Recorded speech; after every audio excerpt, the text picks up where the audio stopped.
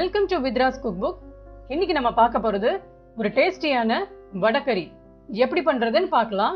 வடகறி பண்றதுக்கு நான் இன்னைக்கு 1 கப் கடலைப்பருப்பு எடுத்து 2 மணி நேரம் ஊற வச்சு எடுத்து வச்சிருக்கேன். இப்போ இதை வடிகட்டிட்டு மிக்சியில சேர்த்துக்கலாம்.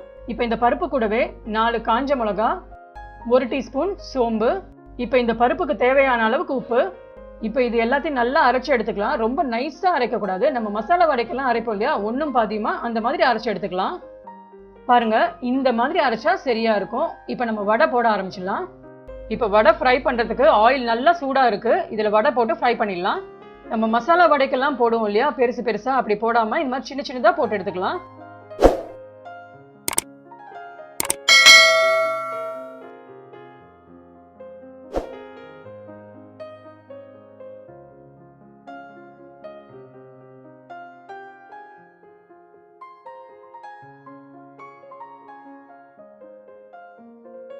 நம்ம வடகறிக்கு வடை ஃப்ரை பண்ணும்போது ரொம்ப கிறிஸ்பியா ஃப்ரை பண்ணணும்னு அவசியம் இல்லை. லைட்டா ஃப்ரை பண்ணாலே போதும், நல்லா இருக்கும். இப்போ வடை எல்லாம் ஃப்ரை ஆயிடுச்சு, நம்ம வெளியே எடுத்துடலாம். இப்போ நம்மளோட வடை எல்லாம் ஃப்ரை பண்ணி ரெடியா இருக்கு. இதை ஒன்றும் பாதியமா பிச்சு எடுத்து வச்சுக்கலாம். அப்பதான் குழம்புல நல்லா ஊறி டேஸ்டா இருக்கும். இப்போ வடையெல்லாம் பிச்சு வச்சாச்சு. நம்ம குழம்பு தாளிக்க ஆரம்பிச்சிடலாம்.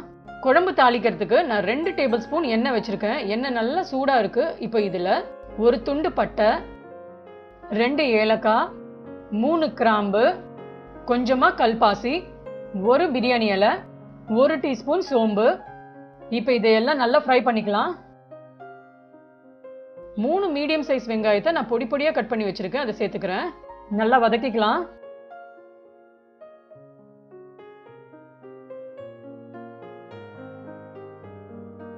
இப்போ வெங்காயம் ஓரளவுக்கு வதங்கிடுச்சு. இதுல நான் 2 பச்சை மிளகாவை இப்படி கீறி வச்சிருக்கேன், இதை சேர்த்துக்கிறேன். கொஞ்சமா கருவேப்பிலை சேர்த்துக்கலாம். இது நல்லா வதங்கட்டும். இப்போ வெங்காயம் நல்லா வதங்கிடுச்சு. இதுல 1 டீஸ்பூன் இஞ்சி பூண்டு விழுது சேர்த்துக்கிறேன்.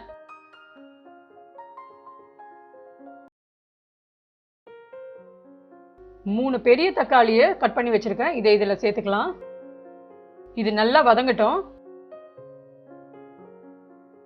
இது மிளகாய், தனியா, ஜீரகம் மூணுமே சேர்த்து அரைச்ச கலந்த மிளகாய் தூள்.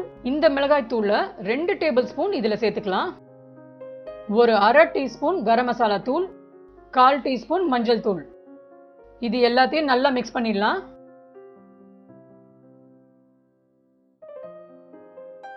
இப்போ மசாலா நல்லா வதங்கிடுச்சு. இதுல தேவையான அளவுக்கு தண்ணி சேர்த்துக்கலாம். வடகறிக்கு எப்பவுமே தண்ணி கொஞ்சம் ஜாஸ்தியாவே சேர்க்கணும். ஏன்னா நம்ம வடை போட்டதுக்கு அப்புறம் அந்த வடை குழம்பெல்லாம் அப்படியே இழுத்துக்கும், கிரேவி ரொம்ப திக்காயிடும். அதனால நான் இப்போ 3 கப்பு தண்ணி சேர்த்திருக்கேன். இப்போ மீடியம் ஃப்ளேம்லயே இந்த குழம்பு ஒரு 5 நிமிஷத்துக்கு கொதிக்கட்டும். நம்ம அதுக்குள்ள ஒரு மசாலா ரெடி பண்ணிக்கலாம். இந்த மசாலாக்கு நான் 1/2 கப் துருவின தேங்காய் எடுத்திருக்கேன், ஒரு 5-6 முந்திரி, 1/2 டீஸ்பூன் சோம்பு. இது எல்லாத்தையும் நம்ம நைஸா அரைச்சு எடுத்துக்கலாம். இப்போ குழம்பு நல்லா கொதிச்சிட்டு இருக்கு. இதுல நம்ம அரைச்சு வச்சிருக்கோம் இல்லையா இந்த மசாலா, இதை சேர்த்துக்கலாம்.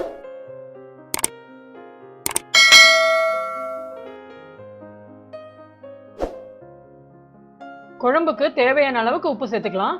இது ஒரு 2 நிமிஷம் மீடியம் ஃப்ளேம்ல கொதிக்கட்டும். குழம்பு நல்லா கொதிச்சிடுச்சு.